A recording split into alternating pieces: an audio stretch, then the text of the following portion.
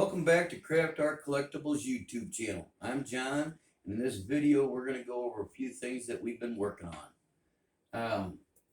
This right here is a painting I've been working on. Well, just getting it prepped, I should say. Earlier this summer, I disassembled a personalized trampoline. Took the feet off of it, took all the trampoline part out, stretch an old painter's canvas over it, and then use self-tapping metal screws to hold it on the backside. I actually have it screwed onto my easel so it doesn't fall off. I've already primed it, sanded it, and probably will, looks like one of the kids or something bumped up against it, but I'll have to clean it up. This is another one that I've been working on, and this is the grist mill. I'm going to be doing the finish work on that. Got to a point where I couldn't handle the fumes, so I got to figure out the filtration system where I'm doing the painting, just so I can handle it. But yeah, I got several paintings that I'm working on, and going to add a few more things to probably a half a dozen paintings I've been working on. To include, I'm going to be putting out several videos on how to use my projector, doing pumpkin carving videos, or pumpkin carving paintings, I should say. So let me go ahead and show you what I got going on the counter. Something we've been working on for the past couple of years, really. All right, so check this out, you guys. Whole assortment of stuff here. Go ahead and move my polish stones out of the way. We have been cutting and polishing all types of stuff. All right, we've been picking up rocks for years. I bought a double tumbler for Sarah years back.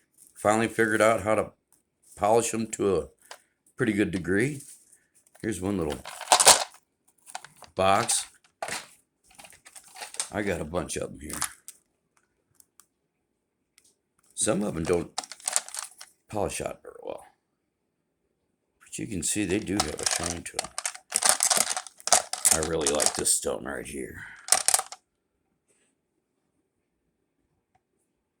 Oh yeah, but yeah, all kinds of stuff to do crafts with. Some smaller ones.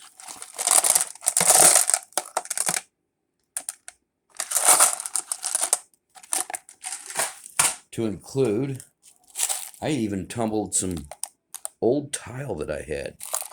These were, I think, 1/2-inch squares.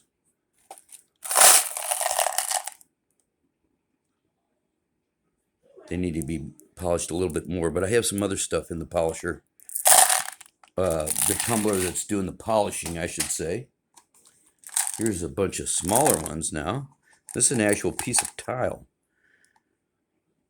from a job I did years ago, and I saved the tile. You can't see the sheen on it, the different colors inside of it very well. I have some bigger pieces that I'm doing, but yeah, you can see a whole variety of stuff in there. So yeah, last year, there's some glass tile that I did. I just assorted them out. Like I said, these all need another polish stage. Okay, so talking about these stones and cutting stones, we've been picking up stones. Let me show you this one. This right here was a solid piece of stone that I had since the 80s. Picked up off a golf course that I worked on. All right, helped build it. But yeah, I've had that since the 80s. So I've had stones for years.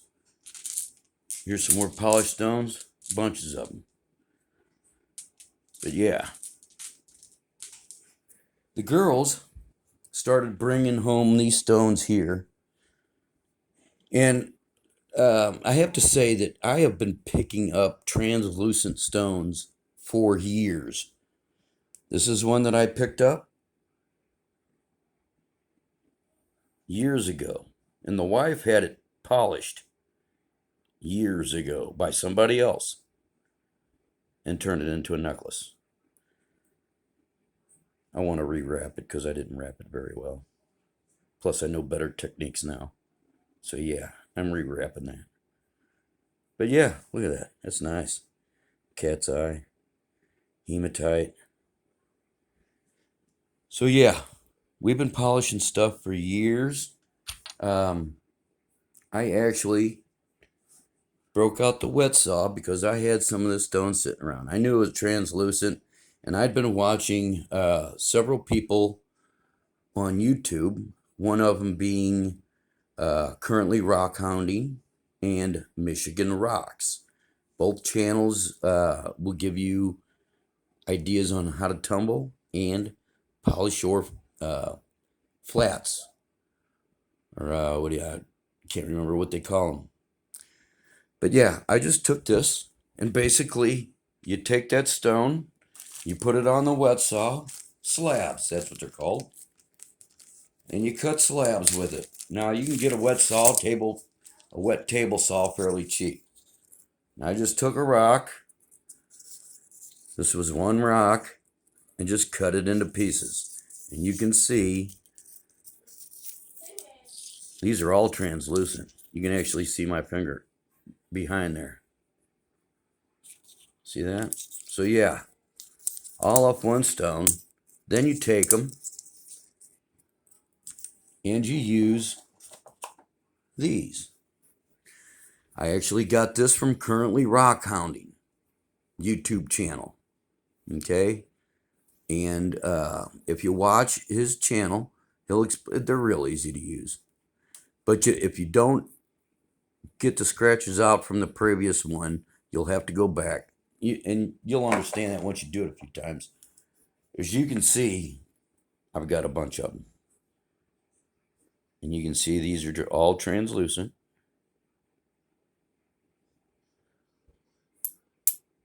Got really neat looking patterns on the inside once you put light behind them.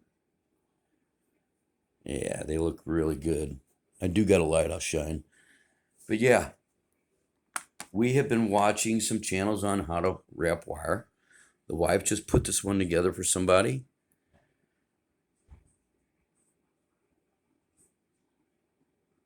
It's translucent. It's got gold flecks in it. Looks like it's actually got gold in it. Really neat. A couple patterns that I put together.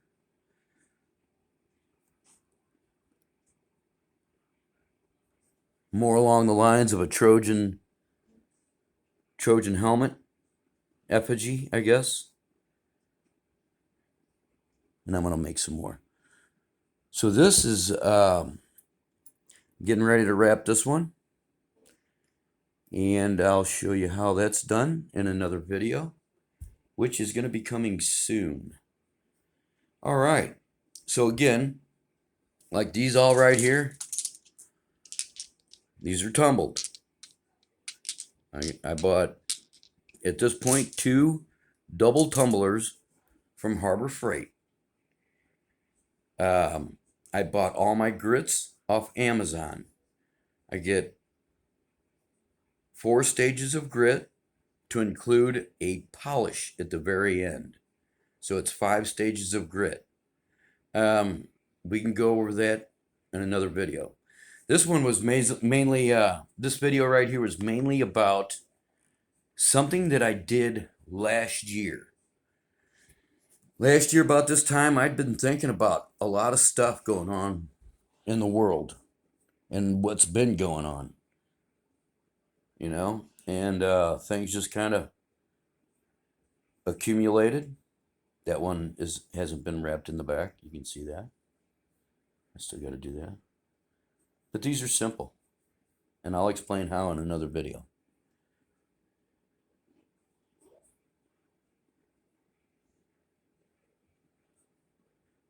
Translucent. Here, let me break out a flashlight here and see how we can.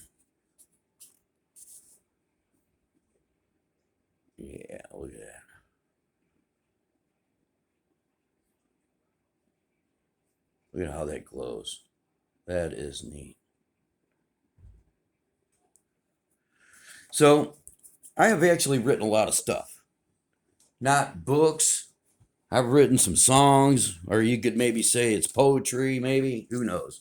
But I've written a lot of different things. A lot of thoughts, stuff like that.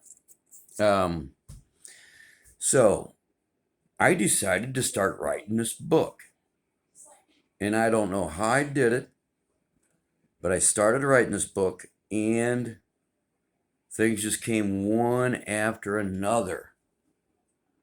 Just one after another. And before you knew it, Christmas came and went, New Year's came and went, and I just kept on going. And I was finished with more than 20,000 words in a month, covering one book. And it's just a first writing. I still have to go probably through it a couple times. But I'm getting ready to start rewriting it, adding more information to it. Because a lot of things are just kind of plain, they're there, but there's a lot of stuff that can be added, to include changed around. So let's go in there and take a look at what I've done, and we'll go from there.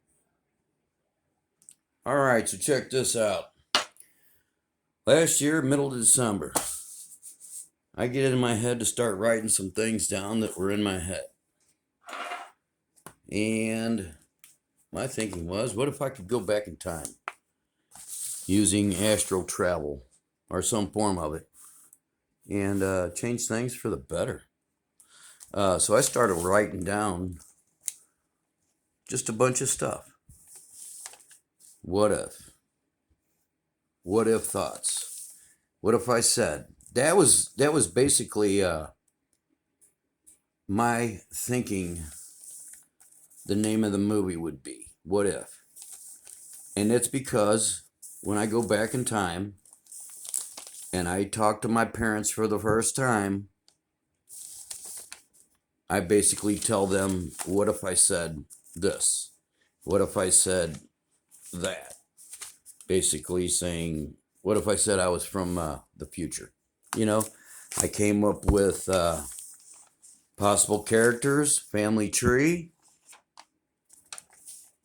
And then I started writing the characters out on this, and then I kind of got distracted because it was spring.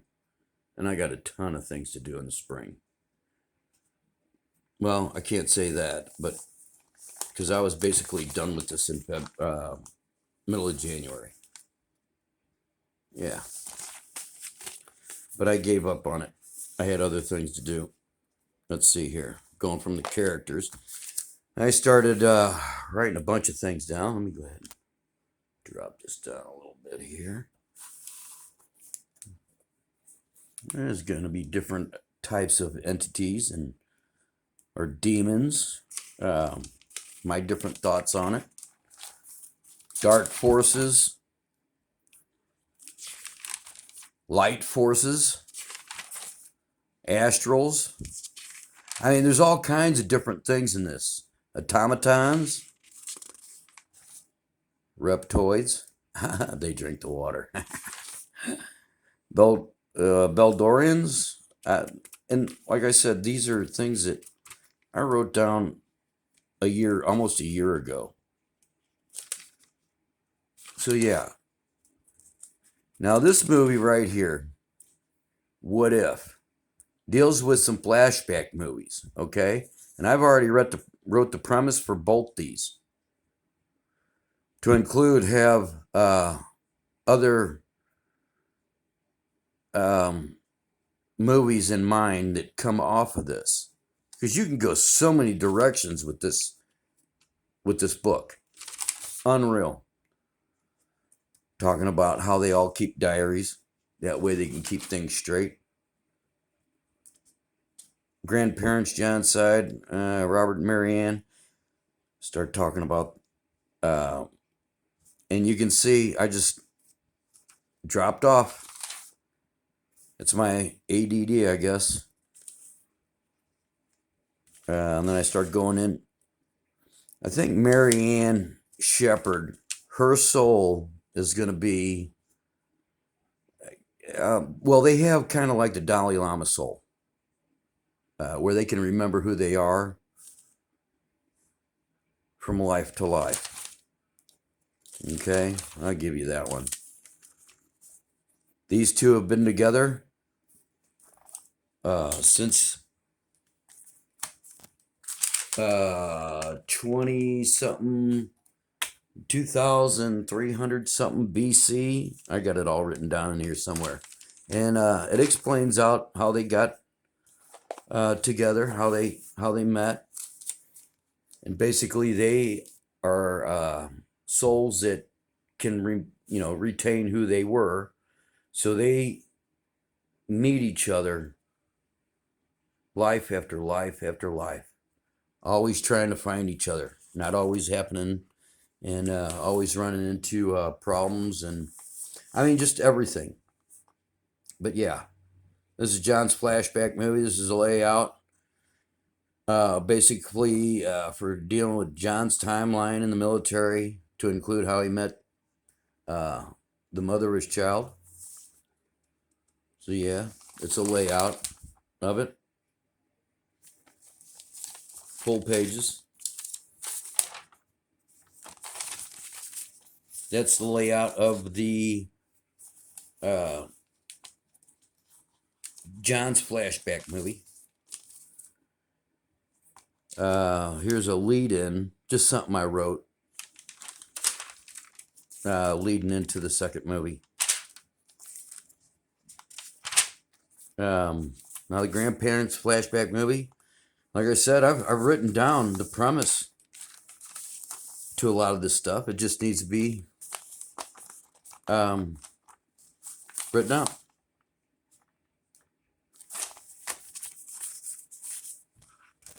It just needs to be written out. Throughout the movies, we're going to be dealing with souls, different types. Just my thoughts on them. This is what I had wrote down. John's grandparents' souls. John starts a diary. Although I don't have a diary. I basically use my own name. I don't know. I don't know what you would call it, but that's what it is. I use people's names that were, I try not to use them past, me, Jesse, and Sarah's names, but it is what it is. So and I want to show you guys something.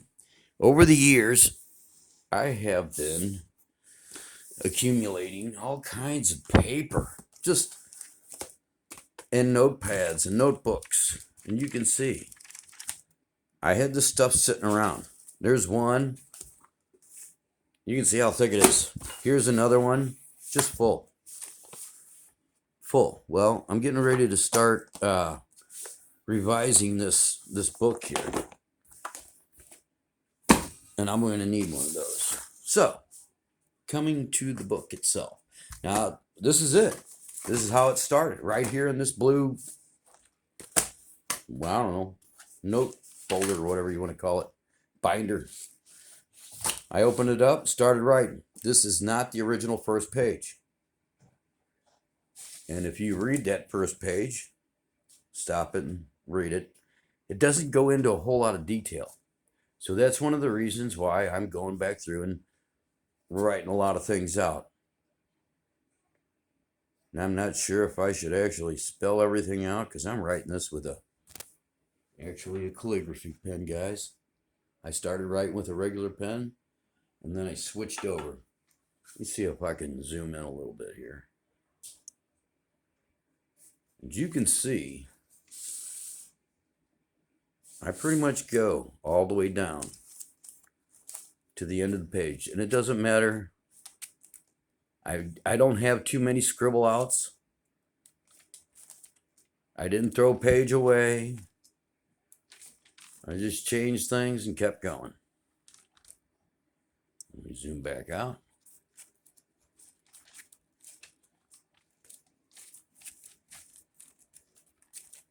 I mean, it's just page after page after page after page. I mean, you can see. And this was coming to me just pretty easy.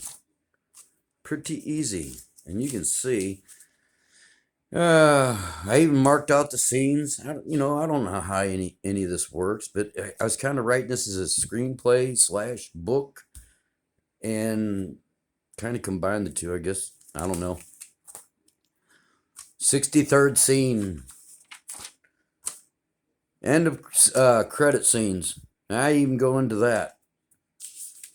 You're going to have 3 of them. That was my thinking. Okay? But yeah. 137 pages. Approximately 182 words a page.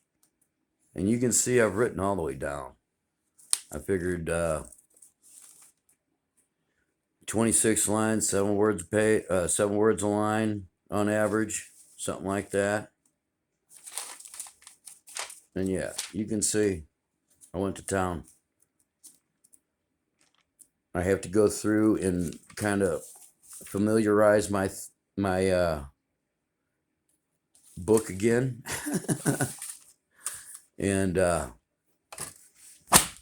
start a rewrite.